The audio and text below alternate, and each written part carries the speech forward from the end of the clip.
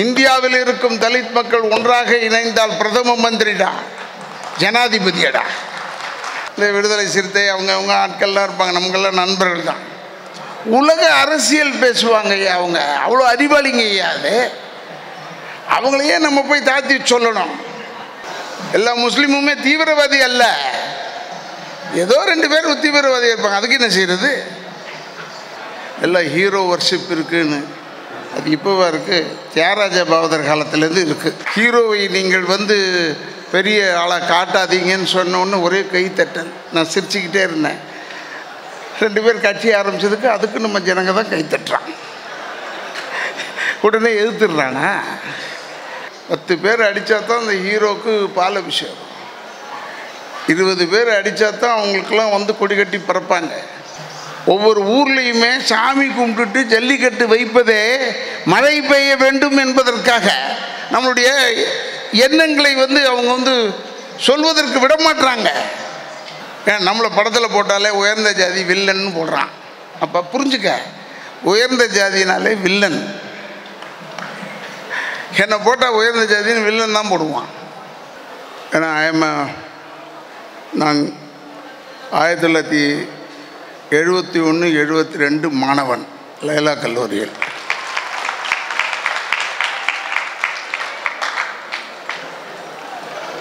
அதனால் எனக்கு உள்ளே வரும்போதே குடும்பத்துக்குள்ளே வர மாதிரி ஒரு நினைப்பு. நீங்கள் சினிமா பற்றி இப்போ சொல்லிக்கிட்டே இருந்தீங்க. இப்போ கூட பாலபாரதிமா சொல்லும் போது எல்லாம் ஹீரோ வர்ஷிப் இருக்குன்னு, அது இப்போவா இருக்குது, தியாகராஜ பாவதர் காலத்துலேருந்து இருக்குது ஹீரோ வர்ஷிப். அதில் நம்ம மக்கள்கிட்ட எப்படின்னா எல்லாத்துக்கும் கை தட்டுவான், எல்லாத்துக்கும் ரசிப்பான். ஹீரோவை நீங்கள் பெரிய ஆளாக காட்டாதீங்கன்னு சொன்னோன்னு ஒரே கை தட்டல். நான் சிரிச்சுக்கிட்டே இருந்தேன். 2 பேர் கட்சி ஆரம்பித்ததுக்கு அதுக்கு நம்ம ஜனங்க தான் கை தட்டுறான். உடனே எதிர்த்துடுறானா? நம்ம மக்களை இன்றைக்கி உடனே அறிவாளி ஆக்கணும்னா இந்த சகோதரர்கள் எடுத்த படம் மாதிரி வருஷத்துக்கு ஒரு 10 படம் 20 படம் வந்தாலும் முடியாது. அதே இப்படி நம்ம அடம் பிடிச்சிக்கிட்டு இருக்கோம், நம்ம திருந்த மாட்டோம்னு அவங்கள போயிட்டு திருத்துறதுக்கு இந்த ஒரே மேடையிலையோ இல்லை எதுலையோ செய்யக்கூடாது. ஆனால் அந்த தம்பி பேசினதில் எனக்கு ரொம்ப பிடிச்சது, நானும் இந்த மாதிரி கிராமிய கலைஞருடைய மகன்தான் சொன்னார் பாருங்க. நான் ரொம்ப பெருமைப்பட்டேன். ஏன் பெருமைப்பட்டேன்? நான் எங்கேயுமே சொல்லுவேன், நான் நாடகக்காரனுடைய மகன் தான் சொல்லுவேன். ஏன்னா எங்கள் அப்பா எம்ஆர் அதை நாடகக்காரன், அப்புறம் தான் சினிமாக்காரன். அதனால் நாடகத்துக்கு மேலே எப்பவுமே மரியாதை உண்டு. ஆனால் நம்ம நாடகக்காரங்களும் பணத்தை வாங்கிட்டு மாற்றி ஓட்டு போடுறதும் உண்டு, அதையும் பார்த்துட்டோம். அதனால் சொல்கிறேன் நான். ஆனால் இப்போ தெருக்கூத்து கலைஞர் ராமகிருஷ்ணன்லாம் வந்தார், என்ன பார்த்தார். நான் எதுக்கு ரொம்ப பெருமைப்பட்டேன்னா, அவர்கிட்டேருந்து நான் கற்றுக்கிட்டேன் அந்த தெருக்கூத்தில் எப்படி ஆடுறதுன்னு. ஒரு படத்தில் அந்த சுப்பிரமணிய சாமி தமிழர்களை பார்த்து பொறுக்கீஸுன்னு சொல்லிட்டான்னு சொல்லிட்டு படம் பேரை பொறுக்கீஸ் அல்ல நாங்கள்னு வச்சுட்டோம். வச்சு அந்த படத்தில் நான் ஒரு தெருக்கூத்து கலைஞனாக நடித்தேன். அந்த வேஷம்லாம் ராமகிருஷ்ணன் தான் என்னை போட்டு விட்டார்.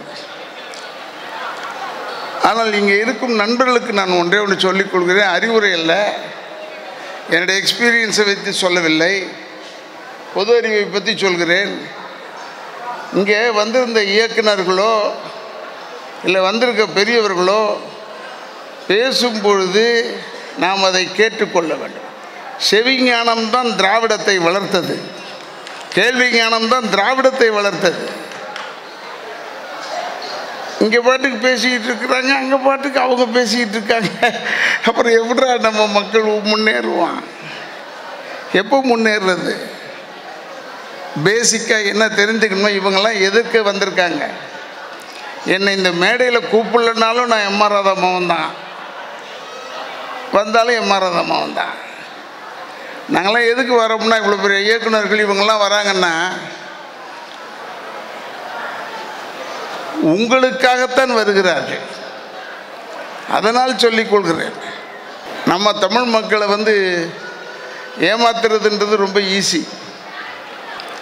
அம்மா கூட சொல்லும்போது சொன்னாங்க, 50 பேர் அடிக்கிறாங்க, 100 பேர் அடிக்கிறாங்கன்னு. அதை அடித்தா தான் அவங்க வந்து எதிர்காலத்தில் தலைவர்களாக ஆக முடியும் தமிழ்நாட்டில். இது தலையெழுத்து.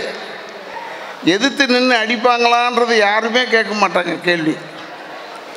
பாருங்களேன், பாலாபிஷேகம் பண்ணி ஒரு கட்டவுட் உழுவுற அளவுக்கு ஆயிடுச்சே நாட்டில். அது தவறல்ல, அவங்களுடைய வேகம்தான். 1.5 கிலோமீட்டருக்கு பேனர் கட்டுறோம், அதெல்லாம் பாராட்டுறதுக்குரிய விஷயம் தானே. சினிமா ஓடணும் இல்லை, கோடிக்கணக்கில் போட்டு செலவு பண்ணப்படும். இவங்க வந்து என்ன செஞ்சிட்டாங்கன்னா, இந்த 2 பிள்ளைங்களும் சின்ன படமாக ஒன்று நடுவில் எடுத்து அறிவான படத்தை எடுத்து ஓட வச்சிட்டாங்க. அதனால் ஒரே நாளில் அறிவு வந்துருமா மக்களுக்கு? வராது. இன்னும் 100 வருஷமானாலும் நம்ம தமிழ் மக்கள் இப்படித்தாங்க. ஒரு பெரிய டாபிக் வேற கொடுத்துருந்தாங்க. நான் சும்மா வேடிக்கை பார்க்க போனேன். அங்கே தலைமை தாங்கிறவங்க வரல. என்ன டாபிக்னா சிலப்பதிகாரத்தை பற்றி பேசுகிறார்கள். அதில் 3 தமிழ் கவிஞர்கள் உட்காந்துருக்காங்க மேடையில், அறிஞர்கள். அப்போ நான் எதிர்க்க போய் உட்காந்துருக்கும் போது செக்ரட்டரி வந்தான். எப்பா ராதாரவி, இந்த தலைமை தாங்கிறவங்க வரலப்பா, நீ கொஞ்சம் வந்துட்டு போயிடண்டான்னு சொன்னான். நான் சொன்னேன், எனக்கு சிலப்பதிகாரத்தை நான் பார்த்ததில்லை, என்னை தொந்தரவு பண்ணாதரான்னு சொன்னேன். இல்லை இல்லை, நீ இப்போ ஒரு வார்த்தை பேசிட்டு போயிடு. சரி பேசுவேன், ஆனால் டக்குன்னு இப்படி வாட்சை காட்டுவேன், நீ வரணும், நான் புறப்பட்டுருவேன். கேட்டால் ஷூட்டிங் போயிட்டாருன்னு சொல்லு. நமக்கு தான் சினிமாக்காரனுக்கு தான் பொய் சொல்ல தெரியுமே. அதனால் நான் அந்த தைரியத்தில் சொன்னேன். அப்போது வந்து ஒன்று என்னை தலைமை தாங்க ராதாரவி பேசுவார்னு சொல்லிட்டாங்க. நான் மைக்கை பிடிச்ச உடனே பெரியவர்களே தாய்மார்களே பேசிட்டு ஒரே ஒரு சின்ன விஷயத்தை சொல்கிறேன். சிலப்பதிகாரத்தை படிக்காதவன் உண்மையான தமிழனாக இருக்க மாட்டான். எல்லாம் கைத்தட்டினாங்க. நானே படிக்கலை சிலப்பதிகாரத்தை, ஆனாலும் அத்தனை பேரும் கைத்தட்டினாங்க. அதுக்கப்புறம் ஒரு பொதுவான ஒரு விஷயம் தானே, சிலப்பதிகாரத்தை போல் ஒரு சிறந்த நூல் வேறு ஏதாவது உண்டா கேள்வி கேட்டேன். கைத்தட்டினாங்க. அடுத்தது, திருக்குறளை போல் சிலப்பதிகாரமும் மற்ற மொழிகளில் மொழிபார்த்து செய்யப்பட்டிருந்தால் இதுவும் சிறந்த நூலாக மாறியிருக்கும். கைத்தட்டினாங்க. அதோடு விட வேண்டியது தானே. எங்கள் குடும்பத்தில் வந்து சனி ஒத்த கையில் இருந்தால் ஒரு கை இருக்குது, தப்பிச்சுக்கலாம். சனி ஒரு காலில் இருந்து இன்னொரு காலில் தப்பிச்சுக்கலாம். ஆனால் நாக்கில் மட்டும் சனி வரக்கூடாது, ஒரே நாக்கு. அது எங்கள் குடும்பத்தில் நாக்கில் தான் சனி. நான் என்ன செஞ்சேன், அதோடு விட்டு போயிருக்கலாம்ல. ஒன்றே ஒன்று சொல்லிக் கொள்கிறேன். சிலப்பதிகாரத்தில் 4 குற்றங்கள் இருக்கிறது. அந்த குற்றங்கள் சரி செய்யப்பட்டால் சிறந்த நூல் சிலப்பதிகாரம் சொல்லி முடிச்சிட்டேன். உட்கார்ந்துட்டு இருக்கேன். முதல் கவிஞர் வந்தார், அந்த முதல் அறிஞர் வந்தார். வானலாவிய வெண்ணிலாவில் என்னென்னமோ சொன்னார் அவர் தமிழில். எனக்கு அவ்வளோ தமிழ் தெரியாது. என்னடா வானலாவிய அப்படிலாம் சொல்கிறாருன்னு பார்த்தா சுற்றி வளைச்சி சொந்தக்காரனாக இருக்கும் சூரியனாக இருக்கக்கூடிய ராதா ரவி அவர்களே, என் பேருக்கே 15 நிமிஷம் எடுத்துக்கிட்டான். ஆடி போயிட்டேன் நான். என் பேருக்கே 15 நிமிஷம் எடுத்தவன் சப்ஜெக்ட் பேசுவானே என்றாலே அப்படியே கேட்டுக்கிட்டு இருந்தேன். ஐயா, உமக்கு எப்படியா சிலப்பதிகாரம் படிக்க நேரம் கிடைத்தது? என்னடா இவன் நம்மளை வந்து பிடிக்கிறான். மொல்லமாக செக்ரட்டரியை கூப்பிட்டேன். அவன் வர்றதுக்குள்ளே அவன் சொல்கிறான், நீர் ஒரு குடும்பத் தலைவர், ஒரு இயக்கத்தின் பேச்சாளர், சினிமாவில் பல சங்கங்களுக்கு தலைவராக இருக்கக்கூடியவன். அப்படி இருக்கும் பொழுது உமக்கு எப்படியா சிலப்பதிகாரம் படிக்க நேரம் கிடைத்ததுன்னு சொன்னான். உடனே கூப்பிட்டேன், வாடான், பாச்சை காட்டினேன், புறப்பட்டேன். ராதா ரவி அவர்களே, நான் பேசுவதை கேட்டுவிட்டு செல்லவும் சொன்னான். அடாங்க முடிஞ்சுதுரா நம்ம கதை நினச்சிட்டு அப்படியே போய் உக்காந்தேன். அந்த வேர்த்து விறுவிறுத்து உருளுது தொடையில். அப்படியே பார்த்தேன். உமக்கு ஒன்றே ஒன்று சொல்லிக் கொள்கிறேன், படித்தால் சரியாக படியுங்கள், இல்லை என்றால் படிக்காதீர்கள். நான் படிக்கவே இல்லையே, என்னடா மாட்டிக்கிட்டோன்னு நினச்சி சொன்னால் அதில் மொத்தம் 6 பிழைகள் இருக்கிறது. அப்பாடா சாஞ்சி உக்காந்தேன். இவனும் நம்மளை மாதிரி படிக்காதவன் போல இருக்கு. எதுக்கு இதை சொன்னா, நம்ம தமிழர்களை ஏமாத்துறது ஈஸியா, ரொம்ப சுலபம். அம்மா சொன்ன மாதிரி 10 பேர் அடித்தா தான் அந்த ஹீரோவுக்கு பாலாபிஷேகம், 20 பேர் அடித்தா தான் அவங்களுக்கெல்லாம் வந்து கொடி கட்டி பறப்பாங்க. நான் இப்போவும் சொல்கிறேன், இப்போட சகோதரர்கிட்ட பேசிக்கிட்டு இருந்தேன், 1024 இந்த மாதிரி கலைகள் இருக்குது, அதில் 124 தான் கண்டுபிடிச்சிருக்கோம், அதை வச்சு தான் நடத்திக்கிட்டு இருக்கோன்னு ஒரு நல்ல விஷயத்த சொன்னார். அதனால் அவங்க விலாசம் கேட்டேன், உங்கள் குரூப்புடைய விலாசத்தை கொடுங்க. ஏன்னா அடுத்த முறை இந்த கல்யாணம்லாம் சாயந்தரம் இந்த சினிமா பாட்டெலாம் இல்லாமல் இந்த மாதிரி கிராமிய நிகழ்ச்சியை நடத்தினால் நன்றாக இருக்கும். ஏன் நான் சொல்கிறேன்னா, இயக்குனருக்கு சொல்கிறேன், தருமபுரியில் கூத்தாடுபவர்கள் மட்டுமே 50,000 பேர் இருக்காங்க. ஆனால் கலெக்டர் ஆர்டர் என்னென்னா, கவர்மெண்ட் ஆர்டர் என்னென்னா 10 மணிக்கு மேலே கூத்து எல்லாம் பண்ணக்கூடாது. வண்டி அவங்களுக்காக போச்சுன்னா பிடிச்சாங்க. அப்போ என்கிட்ட என்னுடைய சகோதரர், என்னுடைய தந்தையார் பெயரில் சங்கம் வைத்திருக்கும் தருமபுரியில் சிங்காரம் அவர்கள் வந்து சொன்னார்கள், இப்படி ஒரு பிரச்சனை இருக்குங்க, வாடா நம்ம போய் கலெக்டரை பார்க்கலான்னு. இம்மிடியட்டாக எல்லா கூத்தாளுங்கள்லாம் கொஞ்சம் கலெக்ட் பண்ணிக்கிட்டு போய் கலெக்டரை பார்த்து சொன்னேன். கலெக்டர்கிட்ட மட்டுமல்ல, டிஎஸ்பிட்டையும் சொன்னேன், ஐயா 10 மணிக்கு மேலே நீங்கள் கூத்து கட்டக்கூடாதுன்னு சொல்கிறீங்க, 10 மணிக்கு மேலே தான் என் பொழப்பே அவங்களுக்கு ஆரம்பிக்குது. அப்போ தான் கலெக்டருக்கே தெரிஞ்சுது, ஓ 10 மணிக்கு மேலே ஷோ ஆரம்பிப்பாங்க. அப்புறம் நான் சொன்னேன், அவங்களை கூப்பிட்டு போகிற வண்டியெல்லாம் போய் நிறுத்திக்கிட்டு பிடிச்சிக்கிட்டு, கள்ளச்சாராயம் காய்ச்சறவனை விட்டு போடுறான், டாஸ்மாகில் இருக்கிறவனை விட்டு போடுறான், மற்றதெல்லாம் விட்டு போடுறான். இது என்ன இதை போய் பிடிச்சிக்கிட்டு இருக்கீங்க? கூத்து என்பது ஒரு அருமையான கலை. நான் சொல்லலை, ஐயா அப்துல் கலாம் அப்போ ஜனாதிபதியாக இருந்தார், போய் அவருடைய மாளிகையில் போய் பாருங்கள், கூத்துன்னு இவ்வளோ பெரிய புஸ்தகம் இருக்குது, அதை அவர் படிக்கிறார். அப்போ கூத்து எவ்வளோ முக்கியமானதுன்னு தெரிந்து கொள்ளுங்கள்னு சொன்னேன். அதெல்லாம் சண்டை போட்டோன்னா அப்போ தான் விட்டு கொடுத்தாங்க. சரி, ஒரு 2 மணி வரைக்கும் நடத்துங்க. ஐயோ 2 மணிக்கு தான் ஏன் இன்டர்வலே வரும், 4 மணி ஆகும் ஏன் முடியறதுக்கு, 5 மணி ஆகும் ஏன், விடிய விடிய பண்ணால் தான் ஏன் கூத்து அப்படின்னு சொன்னேன். எப்படி இப்போ ஜல்லிக்கட்டுக்கு ஒரு பெரிய போராட்டம் பண்ணார்கள் இளைஞர்கள், அந்த உணர்வை பாராட்டுகிறேன். அவங்க வேறு ஆங்கிளில் பண்ணாங்க. ஜல்லிக்கட்டு என்பது தமிழுடைய வீர கலாச்சாரம். இன்னொரு விஷயம் வச்சுங்க, ஒவ்வொரு ஊர்லேயுமே சாமி கும்பிட்டுட்டு ஜல்லிக்கட்டு வைப்பதே மழை பெய்ய வேண்டும் என்பதற்காக. நம்மளுடைய எண்ணங்களை அவங்க சொல்வதற்கு விடமாட்டாங்க. ஏன் நான் சொல்கிறேன்னா, ஜல்லிக்கட்டு தெரியாதவன் மேலே உட்காந்துருக்கான், ஜல்லிக்கட்டை பார்க்காதவன் மேலே உட்காந்துருக்கான். அவன் ஊரில் எருமை மாடை விடுறான், அதை விட்டுக்கிறான். நம்ம ஊரில் பண்ணுற ஜல்லிக்கட்டை நிறுத்துறான். அதற்காக சொல்கிறேன், இதெல்லாம் தெரியாதவர்கள் செய்கிறது தானே. நான் இது மூட நம்பிக்கை அதெல்லாம் இல்லை, எவ்வளோ இருக்குது. நம்முடைய மத வழக்கங்கள் இருக்கிறது. சகோதரருக்கு சொல்கிறேன், நாங்கள் திராவிட கழகம், எங்கப்பா எங்கள் குடும்பத்தில் ஜாதி மதமே கிடையாது. கோவிலுக்குள்ளேயே தாழ்த்தப்பட்டவர்களை அழைத்து சென்றவர் என்னுடைய தந்தையார் எம்.ஆர். ராதா அவர்கள். நான் அதனால் அதை பேச வரல. ஆனால் நான் சண்டை போட்டதே எப்படின்னா, சைதாப்பேட்டையில் நான் சட்டமன்ற உறுப்பினராக இருக்கும்போது அந்த சகோதரர் இருக்கிறார், கிருஷ்ண பறையனார்னு அவரை கூப்பிடுவாங்க. போஸ்டர்லேயே அடிச்சிருக்கார் கிருஷ்ண பறையனார்னு. அப்போ நான் பேசும்போது சொன்னேன், இவர்களேன்னு சொல்லிகிட்டே இருக்கும்போது, ஏப்பா கிருஷ்ணா, உன்னை கிருஷ்ண பறையனார்னு சொன்னால் கேஸ் போடுவியான்னு கேட்டேன். போட மாட்டேன்னு சொன்னார்.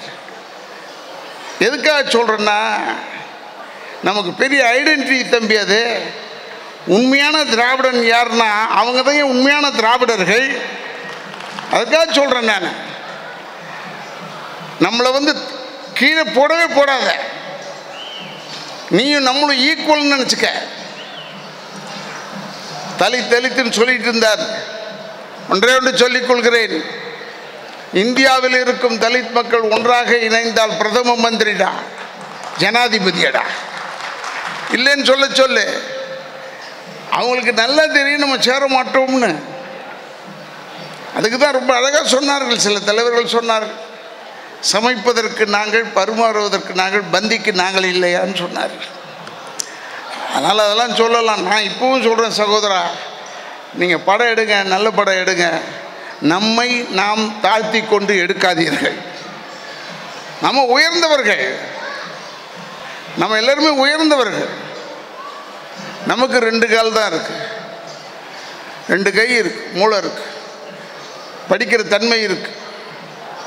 சில டைமில் நீங்கள் உங்களுக்கு சொல்கிறேன், நீங்கள் பார்த்துருப்பீங்க, பீச்சில் உட்காந்து பாருங்கள், நைட் டைமில் குரூப்பாக இருப்பாங்க. இந்த விடுதலை சிறுத்தை அவங்க ஆட்கள்லாம் இருப்பாங்க, நமக்கெல்லாம் நண்பர்கள் தான். உலக அரசியல் பேசுவாங்க ஐயா. அவங்க அவ்வளோ அறிவாளிங்க ஐயா. அது அவங்களையே நம்ம போய் தாழ்த்தி சொல்லணும், நிமிர்ந்து சொல்லணும். நம்மளா ஒதுங்கிறது தானே.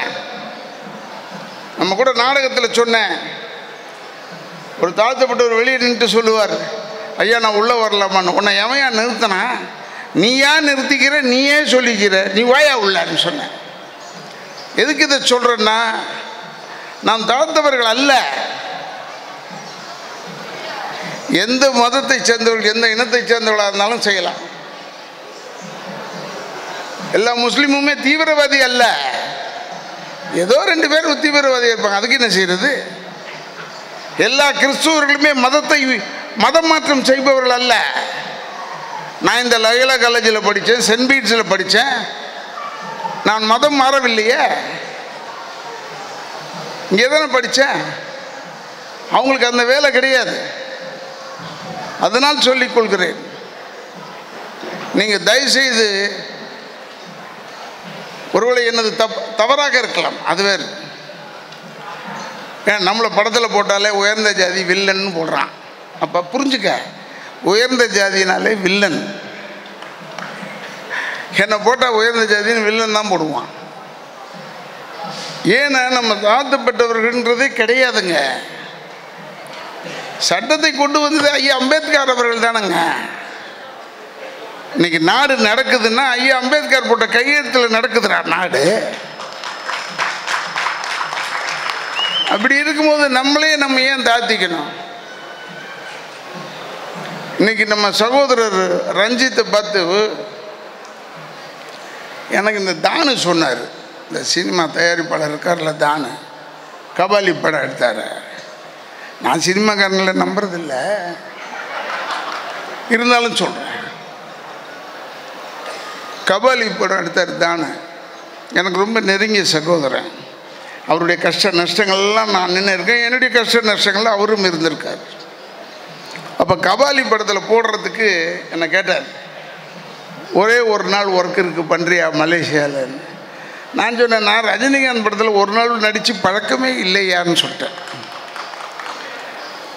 அதுக்கப்புறம் சொன்னார், இல்லை உன்னை நான் பெரிய வேஷத்தை தான் கேட்டேன், ஆனால் சகோதரர் ரஞ்சித் அவர்கள் இல்லை சார் புது முகமாக வரட்டும் சார் எல்லாரும். எதுக்கு சார் திருப்பி ராதாரவி அவங்களாம் கொஞ்சம் பழைய முகம்னு சொன்னாருன்னு சொன்னாங்க. அப்போ நான் சொன்னேன், ஐயோ அவர் ரஞ்சித்துக்கிட்ட சொல்லியா, இருக்கிறதுலே பழைய முகம் ரஜினிகாந்த் தான். புரியுதா? அவர் வச்சு படம் எடுக்கிறாரு கதாநாயகனா. ஏடா இருக்கிறதுலே பழைய முகத்தை வச்சு கதாநாயகனா எடுக்கும்போது சுற்றி இருக்கிற கேரக்டரில் பழைய முகம் இருந்தால் என்ன அப்படின்னு நான் கேட்டேன். அதை சகோதரர் ரஞ்சித் எதிர்க்கே சொல்லிட்டேன் ஒரு மேடையில். அந்த தம்பி சொல்லிச்சு, இல்லைண்ணே நான் அப்படிலாம் சொல்லணேன்னு. நான் சொன்னேன், எனக்கு தெரியும் சினிமாக்கார பயிலுக்கு ஏதாவது தட்டி விட்ருவாங்க. எதுக்காக இதெல்லாம் சொல்கிறேன்னா, உங்களுக்கு காரண காரியங்கள் கேட்டாங்க. திறமை இருக்குதா பயன்படுத்துங்க. நீங்களும் வளரலாம், நாங்களும் வளரலாம், மக்களும் வளரலாம். எதுக்கு இதை சொல்கிறேன்னா, சொல்கிறவன் சொல்கிற வார்த்தையை சொன்னால் தான் மரியாதை. நான் ஒரு படத்தில் ஏசுநாதரா நடித்தேன்னு வச்சுக்க, கீழே இருக்கிறவன் பார்க்குறவன் சொல்லுவான், இல்லை ஏடா தள்ளின்னு ராதா ஏசுனாதராமே என்னடா அந்த டைரக்டருக்கு வேலையை அறிவு போயிடுச்சா இல்லடாச்சு. உடனே இன்னொருத்தன் பேசாம இருறா, ராதா ரவி அடுத்த சீனில் தாடியெல்லாம் எடுத்துட்டு கொலை பண்ணுவான் பாரு. அவ்வளோ நம்பிக்கைடா என் பேரில். ஏன்னா தமிழ்நாட்டில் ஐஎஸ்ஐ முத்திரை குத்திய வில்லன் குடும்பம்டா நாங்கள். அதனால தான் நம்மளை இங்கே மதிக்கிறாங்களோ இல்லையோ மலேசியாவில் கூப்பிட்டு டெத்தோ பட்டை கொடுக்குறான். நீ தாண்டான்னு. தமிழ்நாட்டிலேயே இல்லை, தென்னிந்தியாவிலே ஒரே ஆள் நான் தான் டெத்தோ. அதுக்கு ஒரு பொம்பளை கத்துறான், ஐயோ அவருக்கு இல்லை டெத்தோ இல்லை டெத்தோ இல்லை. ஆனால் இருந்தால் இருந்தது, இருக்குல்லன்னா போடிமான்னு சொன்னேன். டெத்தோ வச்சா சோறு சாப்பிட்றோம். நான் எம்மாறதம்மாவன் அதை சொல்லித்தான் சாப்பிட்றேன். புரிய வேணாம் அந்த பொம்பளைக்கு. அது எதுவும் ஒன்று கற்றுது, இது யாரோ தெரியாது, விலாசம் தெரியாது, என்னத்தை செய்ய சும்மா அப்படி. இப்போ ஏன்னா இந்த ட்விட்டரு இந்த இளவெல்லாம் வந்துருச்சு, ஃபேஸ்புக்கு அது இதுன்னு பொழுது போல் வேலை இல்லாமல் இருக்கிறது தட்டிடுறது. அதில் ஒரு தட்டு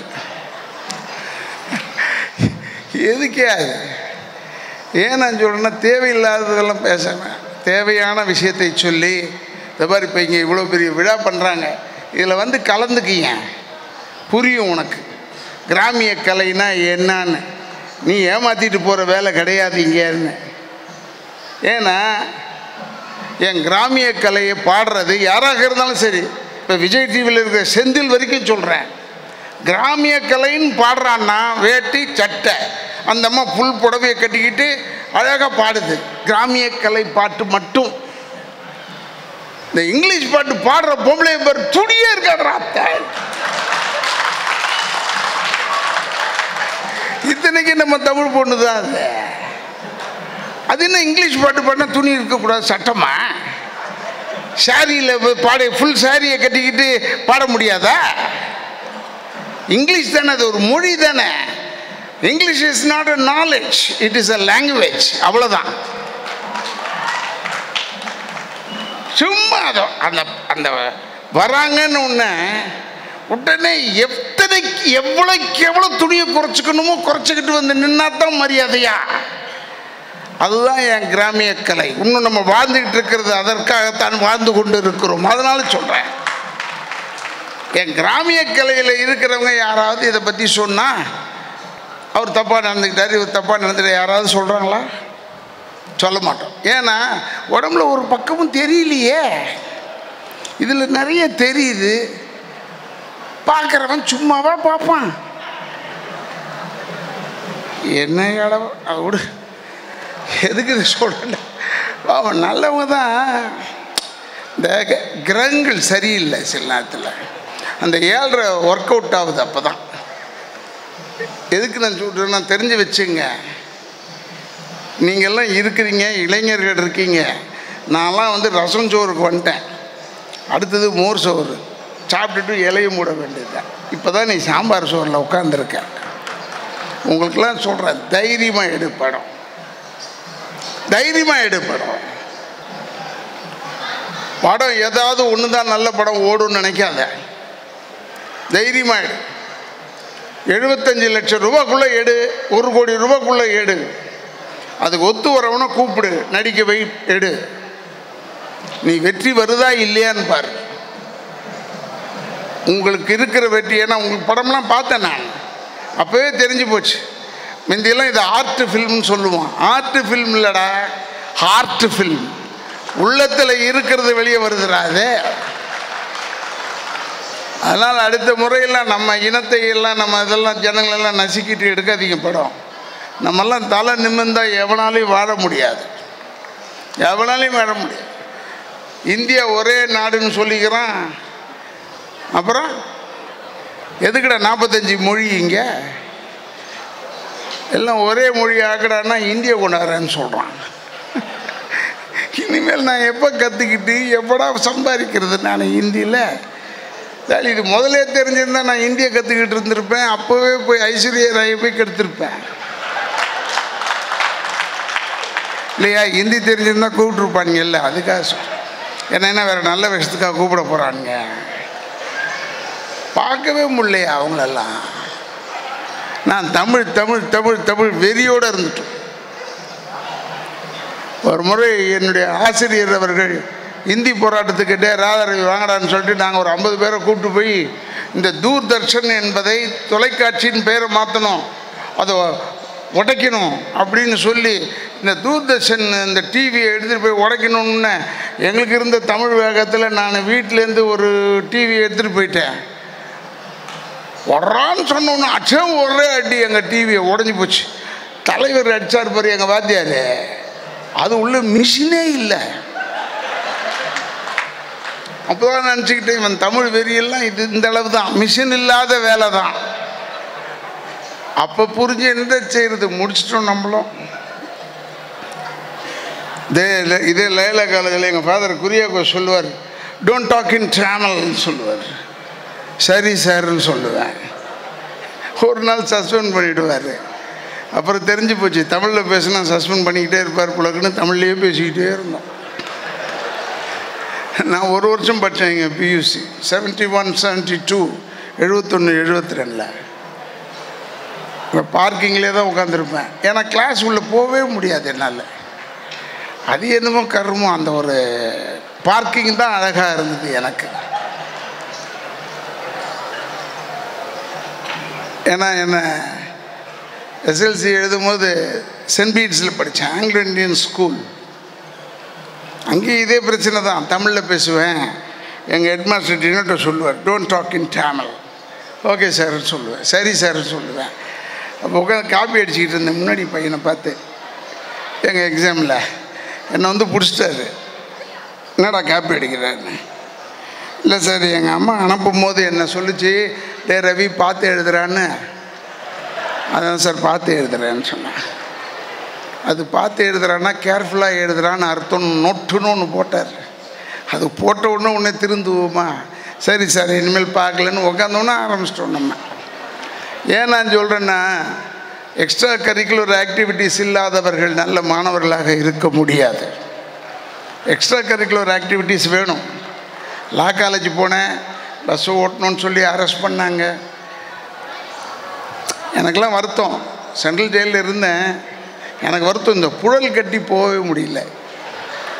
நாம என் நல்லா இருக்காங்க என் ஜெயிலில், அதுக்காக சொல்கிறேன். அப்போல்லாம் ஸ்டூடெண்ட் லைஃப் முடிஞ்சு போச்சு.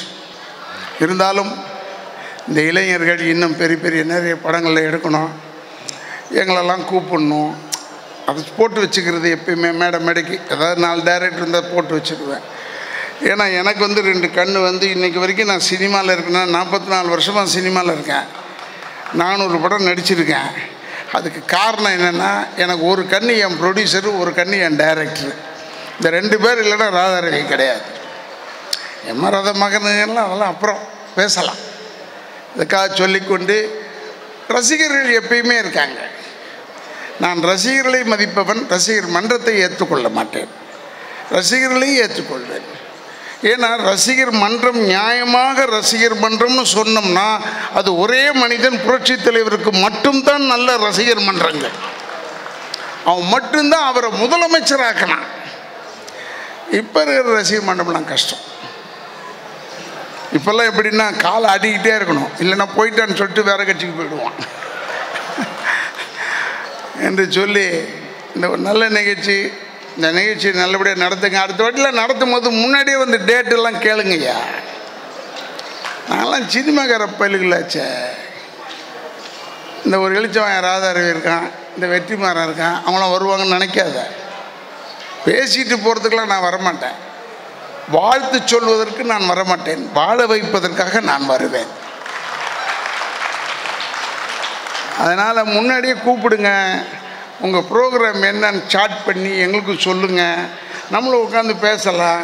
ஏதோ முடிஞ்ச அளவுக்கு ஏதாவது ஒரு உதவியை நம்மளும் செய்யலாம் இல்லையா? லைலா காலேஜ் உதவி செய்து சாப்பாடு போடுது, தங்க வைக்குதுன்னு கேள்விப்பட்டேன். அது நாங்கள் டேஸ் காலராக இருக்கும்போது எங்களை தங்க வச்சது லைலா, எங்களை சாப்பாடு போட்டது லைலா தான். அதனால் அவங்களுக்கு நல்ல மனது உண்டு. நாமும் இந்த மற்ற செலவுலாம் இருக்க. அதனால் சொல்லிக்கொண்டு, அடுத்த முறையெல்லாம் முன்னாடியே வாங்க, அட்வான்ஸாக வாங்க. இந்த இப்போ ஃபிலிம் ஃபெஸ்டிவல்னு கவர்மெண்ட்டில் நிறைய பணத்தை வாங்கிக்கிறாங்களே, அது என்ன கணக்கு இருக்குன்னே தெரியாது இது வரைக்கும். அது மாதிரி நீங்களும் எதிர்காலத்தில் வந்து நீங்கள் முக்கியமானவர்கள்னு வளர வேண்டும். அதை சொல்லிக்கொண்டு உங்களை எல்லாம் வந்து நான் என் படத்துலலாம் நிறைய தெருக்கூத்து கலைஞர்களை நான் உபயோகப்படுத்தி இருக்கிறேன். அதே போல் எல்லா இயக்குநர்களும் உபயோகப்படுத்துவார்கள் என்று எனக்கு தெரியும். நீங்கள் ரொம்ப அற்புதமான கலைஞர்கள், பல கலைகள் இருக்குதுன்னு சொன்னாங்க. நிச்சயமாக என்னுடைய ஆதரவு உண்டு.